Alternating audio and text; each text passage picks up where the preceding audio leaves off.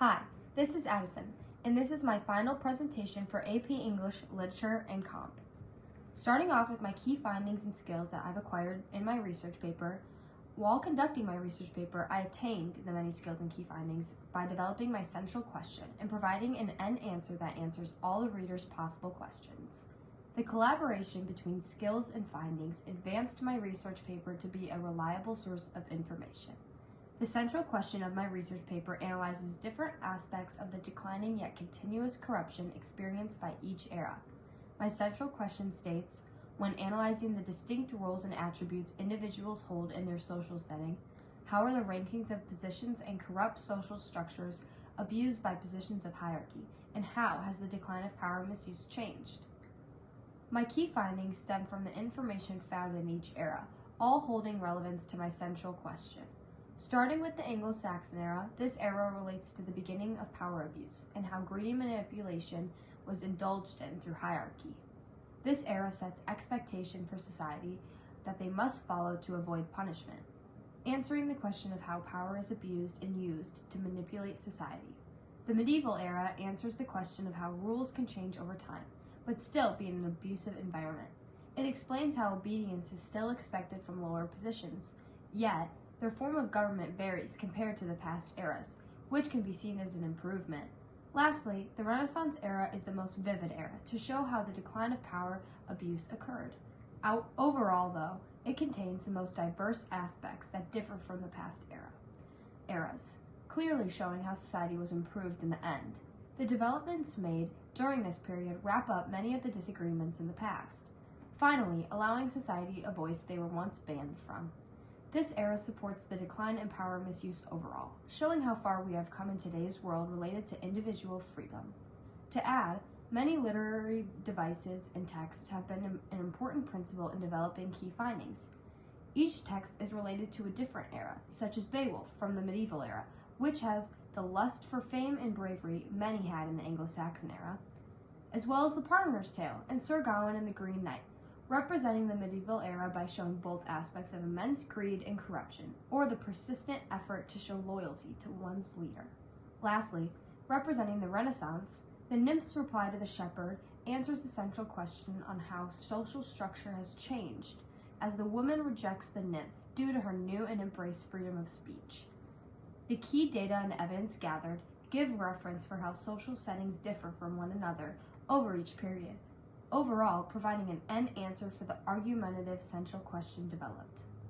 The answer consists of the idea that abuse of power may always exist. However, decline in abuse has developed the independent structure and culture now experiences in everyday life. The eras are a period that provide reflection of both struggles and improvement. Jumping into the Adrian Addison's applauded application aspect, the skills I have picked up on are memorable for easy application. One skill I learned can be summed up known as the phrase carpe diem, using the idea of seizing the day to represent the action of taking the work of this paper day by day. By taking advantage of each workday, remaining focused, and completing a little bit of work each day, the process became less stressful.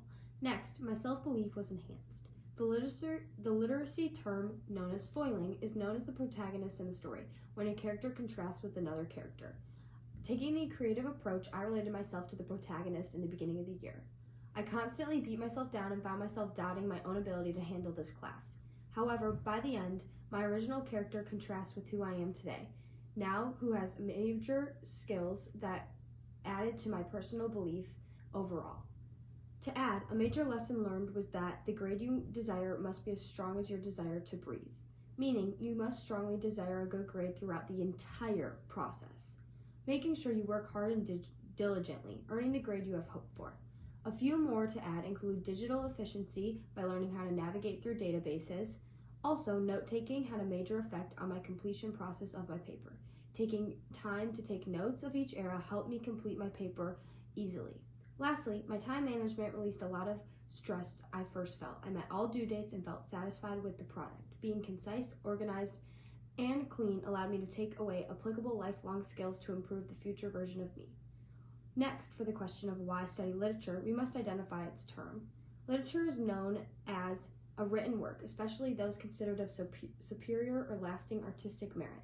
Literature is praiseworthy and helps us in many ways for critical skills that can be applied to human experience.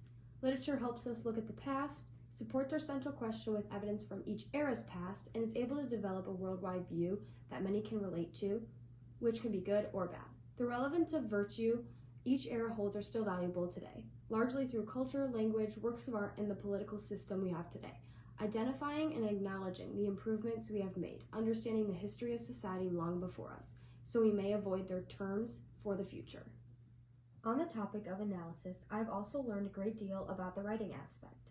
With writing being a major topic this semester, the skills I have attained consist of expanding and advancing my vocabulary, reading more often, editing many times with different sets of eyes, staying creative and curious, and lastly, acknowledging that failure is not the end of the road. Failing has only led me closer to a position to reach my final goal. These skills all contain similar attributes that will continue to guide me and make me become a better writer and analyzer. Discussing the how skills apply to my future, with high school coming to an end, many of these skills will apply to my future. Short-term goals like organization of notes, participation, seeking help and feedback all stem from skills I've acquired in the past, growing me academically, helping me endure challenges while remaining persistent and neat. Looking past high school, long-term goals include leadership development, advancing my public communication, and in always building a professional and successful reputation for myself. My persistent efforts to put 110% into what I do will encourage me to reach these listed goals. Looking into the future, where I will be studying literature once again, not only next semester but also next year, I will carry with me my short-term goals, hoping to maintain organization with both my research and time management. Often, it can be hard to maintain focus with external factors having a powerful influence. However, I hope to only improve and learn from the skills I currently have and will eventually develop.